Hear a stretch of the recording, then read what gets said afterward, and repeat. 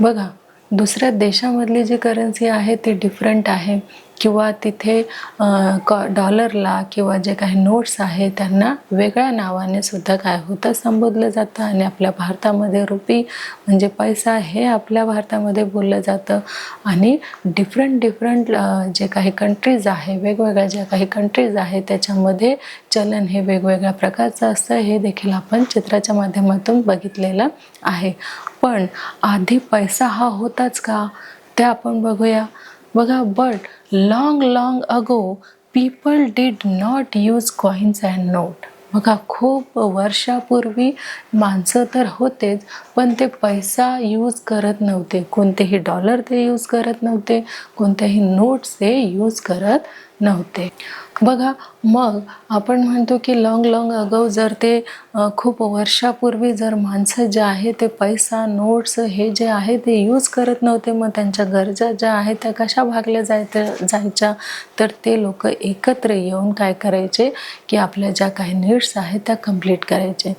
जसं बघा मुलांनो, जर कोणी कुंभार असेल तर तो काय करायचा, आपल्याकडे जो काही माठ आहे तो इतरांना द्यायचा आणि त्या बदल्यात तो काय करायचा, त्याला हवी असलेली वस्तू घ्यायचा. जसं जर त्याला धान्य हवं असेल तर मग तो काय करायचा की तो शेतकऱ्यांना, फार्मरला काय करत होता की तो माठ देत होता आणि त्या माठाच्या बदल्यात तो धान्य घेत होता. म्हणजेच देवाणघेवाण या प्रोसेसला काय म्हटलं जायचं मुलांनो, तर देवाणघेवाण असे म्हटलं जायचं. जर चांभार असेल तर तो काय करायचा की चप्पल द्यायचा आणि त्या बदल्यात त्याला हवी ती वस्तू तो घ्यायचा. तर अशा प्रकारचे आधी पैसा किंवा कॉईन किंवा कुठलाही नोट नसून काय असायचं तर फक्त लोक एकत्र राहायचे आणि देवाणघेवाण करून त्यांच्या ज्या काही नीड्स आहेत त्या कंप्लीट करायचे. बघा, दे exchange one thing for another. ते काय करायचे आहे, जर समजत आता आपण बघतच असतो की जर आपल्याकडे कापसाचं उत्पन्न जास्त झालं तर आपण तो कापूस काय करतो, इतरांना देतो आणि त्या बदल्यात पैसे हे तर घेतोच. पण त्याऐवजी जर आपल्याला आपल्या शेतामध्ये जर दुसऱ्या काही वस्तू ह्या लागवडीसाठी आपल्याला जर क्रॉप्स घ्यायचं असेल, पीक घ्यायचं असेल तर त्या बदल्यात आपण काही बियाणे घेत असतो. म्हणजेच अशा प्रकारचंच काय होतं, आधी देवाणघेवाण होते जे आपल्याला हळूहळू नष्ट होताना दिसत आहे. म्हणजे आधी पैसा हा इम्पॉर्टंट नव्हता, तर लोकांना खूप महत्त्व आधी दिलं जायचं आणि ते लोक मुळातच काय व्हायचे, एकत्र राहत असायचे. त्यामुळे काय व्हायचं मुलांनो की एकमेकांच्या ज्या काही गरजा आहेत त्या कंप्लीट केल्या जायच्या. बघा, दे exchange one thing for another. ते एकमेकांना काय करायचे की एक्सचेंज करायचे की तू काय कर की तू जर माझ्याकडे खूप जास्त धान्य झालेलं आहे तर तुम्ही ते धान्य घ्या आणि तुमच्याकडे असलेलं वस्तू काय करा, मला द्या. अशी एक्सचेंज ऑफर आधी असायची. पण आत्ता ते दिसून येते का, नाही. तर आत्ता सगळं काही कशाबद्दल आहे तर पैशाबद्दल आहे. जर तुमच्याकडे पैसा असेल तरच तुम्हाला ही वस्तू मिळेल. पुढे बघूया. बघा, नेक्स्ट काय आहे, दिस वॉज नाउन ॲज बार्टर. बघा, त्यांना काय म्हटलं जातं की बार्टर असे म्हटलं जात होतं. म्हणजेच काय करायचं की तुझी वस्तू जी आहे जी मला उपयोगी आहे पण माझ्याकडे एक्स्ट्रा वस्तू आहेत म्हणून मी काय करायची ती तुम्हाला द्यायची आणि तुम्ही तुमच्याकडे असलेली वस्तू मला द्यायची. असं आधी होतं जे खूपच चांगलं होतं, कारण तेव्हा पैसा इम्पॉर्टंट नव्हता. बघा, आत्ता हे ज्या चित्रामध्ये तुम्हाला दिसत आहे तर इथपासून काय झालेलं आहे की इथे कॉईन बनवण्याची जी प्रथा आहे ती स्टार्ट झालेली आहे. बघा मुलांनो, it may seem unbelievable but long ago people even use special stones. आता काही स्पेशल स्टोन्स म्हणजेच काय, काही दगड. तर त्या दगडापासून बघा इथे आपल्याला काय बनवताना दिसलेले आहे तर काही धातूपासून, स्टोन्सपासून आपल्याला इथे बघा चपटे असे काही कॉईन्स आपल्याला इथे दिसत आहे. बघा, ह्या लोकांनी जे आहे स्पेशल स्टोन यूज करून त्यांनी काय बनवलेलं आहे तर पैसा बनवणं त्यांनी स्टार्ट केलेलं आहे. म्हणजेच काही स्पेशल असे महत्त्वाचे असे काही धातू आहेत ते एकत्र त्यांनी केले आणि त्या धातूंपासून त्यांनी पैसे बनवायला काय केलेलं आहे तर सुरुवात केलेली आहे. बघा काय आहे, as money, imagine how difficult it must have been to carry this money. आता बघा, तेव्हापासून जेव्हा माणसाने हे शोध लावला की काही स्पेशल स्टोनपासून आपण काय बनवू शकतो, तर कॉईन बनवू शकतो, तर तेव्हापासूनच ही जी प्रथा आहे चलनाची ती काय झाली मुलांनो, स्टार्ट झालेली, सुरुवात झालेली आपल्याला इथे दिसून येत आहे. बघा, नंतर आपल्याला इथे काय दिसून येत आहे की people also use bricks of salt shells and cowries as money in the past. आता त्यांनी काय केलेलं आहे बघा मुलांना, people also use bricks of salt shells and cowries as money in the past. आता त्यांनी काय केलेलं आहे की पैसे बनवण्यासाठी त्यांनी सुरुवात केलेली आहे. पैसा हा माणसाच्या आयुष्यामध्ये कोणी आणलेला आहे, तर माणसानेच आणलेला आहे. आणि मग तो काय झालेला आहे, जसं जसं तो बनवत गेलेला आहे तसं तसं त्याची जी व्हॅल्यू आहे ती वाढलेली आहे. आणि व्हॅल्यू वाढल्यामुळे माणसाच्या आयुष्यात काय झालेलं आहे की तो पैसा महत्त्वाचा झालेला आहे, इम्पॉर्टंट झालेला आहे. बघा, चित्रांमध्ये आपल्याला काही इथे अशा वस्तू आपल्याला आढळून येत आहे की ज्यांची जी व्हॅल्यू आहे ती कशी आहे, तर जास्त आहे. बघा, इथे ब्राइक्स आपल्याला दिसत आहे, या चित्रामध्ये आपल्याला शेल्स दिसत आहे, आणि बघा इथे आपल्याला कव्हरेज दिसत आहे, आणि इथे काय दिसत आहे, तर इथे आपल्याला वीट दिसत आहे, म्हणजेच गहू किंवा धान्य आपल्याला इथे दिसून येत आहे. बघा, they gave grain farm produce cattle, goats, chicken etcetera. म्हणजेच मग जेव्हापासून पैसे बनवण्याची प्रथा चालू झाली आहे, सुरुवात झालेली आहे, मग तेव्हा बघा काय व्हायचं की आपल्याकडे जे काही पाळीव प्राणी आहेत ते सुद्धा विकल्यानंतर आपल्याला काय मिळायचं, तर पैसा मिळायचा. जसे की आपल्याकडे जर धान्य असेल, धान्य विकल्यानंतर सुद्धा पैसा मिळत असे. म्हणजेच पैशाची जी व्हॅल्यू आहे ती हळूहळू काय झालेली आहे, तर वाढत गेलेली आपल्याला इथे दिसून येत आहे. बघा, इथे चित्रात दाखवल्याप्रमाणे आपल्याला इथे काय दिसत आहे, तर ग्रेन म्हणजेच आपल्याला इथे काही धान्य दिसत आहे. त्यानंतर हे शेतामध्ये काय आहे मुलांना, फार्म प्रोड्यूस, म्हणजेच हे शेतामध्ये काही आपल्याला काय दिसत आहे, तर क्रॉप्स दिसत आहे, पिकं आपल्याला इथे दिसत आहे. त्यानंतर बघा, कॅटल आपल्याला इथे दिसत आहे, गोट्स आपल्याला दिसत आहे, चिकन म्हणजेच काय मुलांना, तर कोंबड्या. हे सगळं काय आहे मुलांना, याची व्हॅल्यू होतीच, पण ती आता कोणी घेतलेली आहे, तर पैशाने घेतलेली आहे. बघा, इथे आपल्याला गोट दिसत आहे, त्यानंतर इथे आपल्याला क्लोज दिसत आहे. बघा, हे सगळ्या ज्या वस्तू आहेत मुलांना, ह्या सगळ्या वस्तू आपल्याला कशाने विकत घेता येतात, तर त्या वस्तू आपल्याला पैशाने विकत घेता येतात. बघा, नंतर काय आहे, in return for things like clothes, tools and implement or as wax. बघा, ह्या सगळ्या काही गोष्टी आहे त्या सगळ्या हळूहळू काय झालेल्या आहेत, तर त्यांची जर देवाणघेवाण करायची असेल तर आपण सगळ्यात आधी महत्त्व कशाला दिलं होतं, तर एकत्रितपणाला दिलं होतं. बघा, माणूस आधी काय करायचा, तर एकत्र राहायचे. सगळे जे माणसं आहेत ते आजूबाजूलाच एकत्र राहायचेत आणि त्यांच्यामुळेच काय करायचे, तर त्यांच्या ज्या काही नीड्स आहेत त्या कंप्लीट करायचे. पण आता जसजसा माणसानेच काय केलेलं आहे, स्पेशल स्टोनचा वापर करून पैशाची निर्मिती केलेली आहे. आणि मग काही गोष्टी जर घ्यायच्या द्यायच्या असतील तर मग आता कशाचा वापर काय वापरावं लागेल, तर आपल्याला पैसे हे द्यावे लागतील किंवा घ्यावे लागतील, तरच त्या बदल्यात आपल्याला काही थिंग्स काय मिळणार आहेत, तर काही आपल्याला इम्पॉर्टन्स ज्या काही आपल्यासाठी गरजेच्या आहेत त्या थिंग्स आपल्याला मिळणार आहेत. बघा मुलांनो, नेक्स्ट काय आहे, तर then they began to use bits of precious metals like gold, silver and copper as money. आता बघा, आधी तर सोन्याचे नाणंसुद्धा असायचे, कॉपर म्हणजे तांब्याचेही असायचे, पितळेचेही असायचे, तसेच सिल्वर म्हणजे चांदीचे देखील काय असायचे, नाणे असायचे. आणि ही जी सगळी जागा आहे मग ती कशाने घेतलेली आहे, तर पैशाने घेतलेली आहे. मग पैसे कशापासून बनायचे, तर विशिष्ट जो काही स्पेशल असा स्टोन आहे त्या स्टोनपासून बनवले गेलेले आहेत. आणि पुढे अगदी चांगल्या दर्जाचा जो धातू आहे त्यापासून काय होत गेले मुलांना, इथे नाणे बनवले जाऊ लागले. बघा आपल्याला सिल्वरचे सुद्धा जे काही कॉईन आहे ते सुद्धा बघायला मिळतात आणि गोल्डचे कॉईन सुद्धा आहे ते देखील आपल्याला बघायला मिळतात.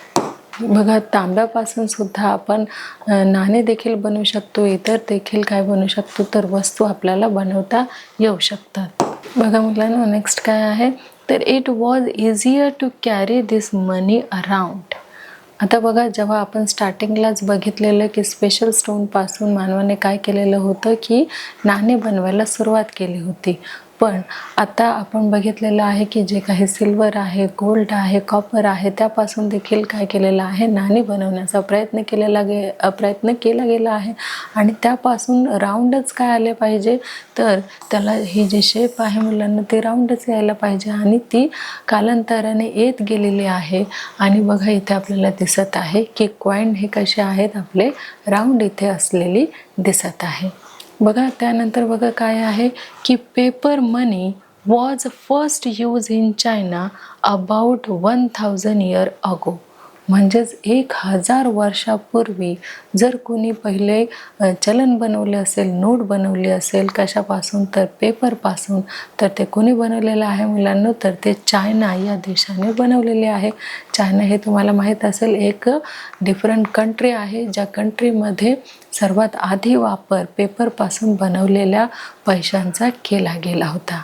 आणि बघा मुलांना चायनामध्ये पेपरपासून महत्त्वाच्या पेपरपासून जी काही नोट बनवली गेली ती बघा आपल्याला इथे अशी दिसत होती. हे जे करन्सी आहे ते कुठल्या देशातलं आहे तर चायना देशातलं आहे. बघा अशी जी नोट आहे पेपरपासून बनवलेली आणि प्रथम किती वर्षापूर्वी तर 1000 वर्षापूर्वी चायनाने काय बनवलेलं आहे तर पेपरपासून चलन बनवलेलं आहे, पैसे बनवलेले आहेत. हे जे दिसत आहे तुम्हाला हे कुठल्या देशाचे चलन आहे किंवा करन्सी आहे? अगदी बरोबर चायना देशातली ही नोट 1000 वर्षापूर्वीच्या आपल्याला इथे दिसून येत आहे. बघा मुलांना नंतर काय आहे की पेपर मनी और notes have no value of their own but a note is promise. बघा मुलांना ही जी आपल्याला इथे नोट दिसत आहे ती नोट कुठली आहे तर ती नोट आपल्या भारतामधली आहे. जे हल्ली काय आहे मुलांना जी हल्ली देखील आपण काय करतो वापरत असतो. ही नोट आपण सगळ्यांनी बघितलेली आहे आणि ही जी नोट आहे ती फक्त सरकारच बनवू शकतं, दुसरं इतर कुणीही याची प्रिंट करू शकत नाही, छापू शकत नाही. आता आपल्या देशातलं हे काय आहे तर ही आपल्या देशातली करन्सी आहे, पैसा आहे. बघा मुलांनो त्या नोटेवरती हा जो काही मजकूर आपल्याला दिसत आहे तो छापलेला तुम्ही जर नीट ऑब्झर्वेशन केलं असेल, नीट ती जी नोट आहे ती फक्त आपल्या नीड्स पूर्ण करण्यासाठीच वापरली जाऊ नये तर प्रत्येक गोष्टीचं आपल्याला काय करायचं आहे तर निरीक्षण करायचं आहे, ती नोट वाचायची आहे. बघा तुम्हाला इथे दिसत आहे की रुपीज हे जे साईन आहे ते आपण आधी बघितलेलं होतं. किती आहे मुलांना 100 म्हणजे ही 100 रुपयाची नोट. इथे आपण आकडासुद्धा इथे नंबरसुद्धा लिहिलेला आहे. त्यानंतर बघा मुलांना ही कोण छापत आहे तर भारतीय रिझर्व्ह बँक ह्या नोटीचं काय करत आहे तर छपाई करत आहे. त्यानंतर बघा मुलांना हे कोणी याला अलाव केलेलं आहे तर केंद्रीय सरकारद्वारा प्रत्याभूत. म्हणजे केंद्रीय सरकारच काय करू शकतं ही जी नोट आहे ती कशी बनवायची किंवा छापायची हे फक्त कोण ठरवतं तर केंद्र सरकारच ठरवतं.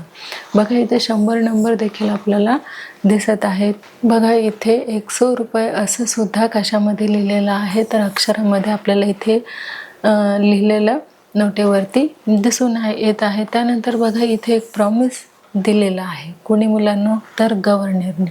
बघा मैं धारक को 100 रुपया अदा करने का वचन देता हूँ.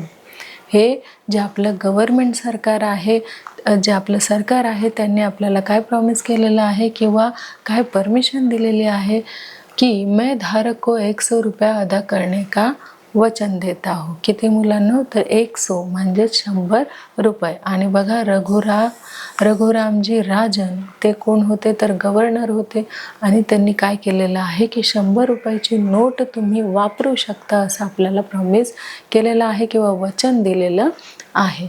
बघा इथे देखील इंग्लिशमध्ये त्यांनी आपल्याला दिलेलं आहे. काय बघा? I promise to pay the bearer the sum of 100 rupee. आणि गव्हर्नरने काय केलेलं आहे? आपल्याला अलाउड केलेलं आहे की ही 100 रुपयाची नोट जी आहे तुम्ही काय करू शकता? तर वापरू शकता. बघा आपल्या या 100 रुपयाच्या नोटेवरती फोटोसुद्धा आहे. आपले जे राष्ट्रपिता आहेत गांधीजी, त्यांचा फोटो देखील आपल्या प्रत्येक नोटेवरती छापलेला असतो. तसेच एक वेगळा नंबर जो आहे मुलांनो ते देखील आपल्याला ह्या रेड लाईनमध्ये दिसून येत आहे. नंतर बघा सत्यमेव जयते हे देखील जे चिन्ह आहे ते देखील आपल्याला इथे आपल्या नोटेवरती बघायला मिळतं. पुढे बघूया. त्यानंतर बघा काय आहे मुलांनो? To give that much money. To give that much money. बघा अशाच प्रकारचे फक्त एकच नाही तर अशा असंख्य नोटा, कॉईन्स वगैरे छापले जातात जे संपूर्ण भारतामध्ये काय असतं मुलांनो आपण यूज करत असतो आणि आपल्या ज्या बेसिक नीड्स आहेत त्या कंप्लीट करत असतो. बघा इथे आपल्याला अशोक स्तंभाचं काय दिसत आहे? तर चित्र दिसत आहे. म्हणजे सगळे नोट्स जे आहे ते आपण जर बघितली तर प्रत्येक ठिकाणी काही ना काही आपल्याला महत्त्वाचं असं दिसणार आहे. आणि मेन म्हणजे बघा इथे सुद्धा तुम्हाला काय केलेलं आहे? कुठली डिझाईन छापलेली आहे ते देखील आपल्याला ह्या नोटेवरती दिसून येतात. बघा देन काय आहे? These notes are printed by the government. ही जी नोट आहे ती फक्त कोण प्रिंट करू शकतं?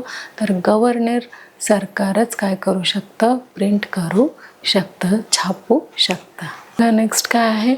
No one else is allowed to print notes. फक्त गव्हर्नमेंटलाच अलाउड आहे ह्या जे काही चलन आहे ते छापण्याचं. इतर कुणालाही परमिशन नाही आहे नोटचं प्रिंट करण्याचं किंवा नोटा छापण्याचं. जे काही परमिशन आहे ते इतर लोकांना नसून फक्त कुणाला आहे? तर गव्हर्नमेंटलाच आहे. बघा नेक्स्ट काय आहे? You must use your money carefully. आपल्याकडे जे काही पैसे आहेत जे आपण खूप कष्टाने कमवत आहोत ते पैसे आपण कसे जपायला पाहिजे? तर खूप काळजीपूर्वक खूप केअरफुली आपण ते जे पैसे आहेत ते त्याचं जतन करायला पाहिजे. हवे तिथेच आपण ते खर्च करायला पाहिजे आणि नको त्या ठिकाणी आपण आपले पैसे वेस्ट करायचे नाही. तर ते आपल्याला जपून ठेवायचे आहे. का बरं? कारण उद्या चालून जर आपल्याला एखाद्या मोठ्या गोष्टी विकत घ्यायच्या असेल, थिंग्स घ्यायच्या असेल किंवा काही डॉक्टरांचं काम पडलं किंवा कुठल्याही काही गोष्टी आपल्याला करायच्या असतील तर त्यासाठी आपल्याला पैसा हा हवाच असतो. म्हणून आपल्याकडे असलेले जे काही मनी आहे ते आपण कसे वापरायचे आहे? तर केअरफुली वापरायचे आहे. बघा नेक्स्ट काय आहे? You should not write on the notes or tear or crumple that note or damage them in any way. आपल्याकडे जी नोट आहे जर ती जर डॅमेज झाली किंवा खराब झाली किंवा फाटली तर ती चलनामध्ये येत नाही. बघा मुलांना जर आपल्याकडे एखादी जर नोट्स असेल जी जर थोडीशी फाडलेली असेल किंवा चुरगळलेली असेल तर ती कुठलीही व्यक्ती असो ती नोट जी आहे ती घेत नाही. कारण ती यूजच होत नाही. ते म्हणतात की तुमची जी नोट आहे ती चलनामध्ये येणार नाही. का? कारण ती डॅमेज झालेली आहे, ती चुरगळलेली आहे. त्यामुळे तुमची जी नोट आहे ती यूज होणार नाही. म्हणून आपल्याकडे ज्या काही नोटा आहे किंवा कॉईन आहे ते कशा आपल्याला यूज करायचे आहे? तर केअरफुली यूज करायचे आहे.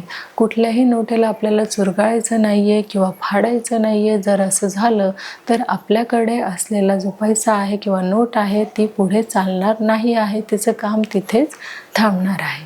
पुढे बघूया. बघा नेक्स्ट काय आहे? You should not write on the notes or tear or crumple the note or damage them in any way. कुठल्याही मार्गाने किंवा काहीही झालं तरी आपल्याकडचे जे पैसे आहेत ते आपल्याला चांगल्या पद्धतीने सांभाळून ठेवायचे आहे. ते लहान मुलांच्या हातात द्यायचे नाही आहेत जेणेकरून ते चोरगाळतील, फाडतील. कारण पैशाला खूप व्हॅल्यू आहे हे आपण इथे ह्या पाठामध्ये शिकलेलो आहोत. म्हणून पैसे हे नीट आपल्याला काय करायचे आहे, जपून ठेवायचे आहे. हवे तिथेच खर्च करायचे आहे, नको तिथे खर्च करायला जायचं नाही आहे.